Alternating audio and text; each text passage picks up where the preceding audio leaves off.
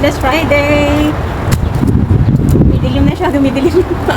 Madilim po yung ano ng ano, ng sun ba? Wala na siyang sun. Kasi raining na siya ng raining. Ay, dumaan eh. Madilim, maganito siya. Madilim po siya, guys. Kaya ang ano niya, ang ganda ng klema niya, guys. Buti na lang, ala, pero parang maraming ulan, parang marami siyang ibabagsak mamaya na ulan. Grabe.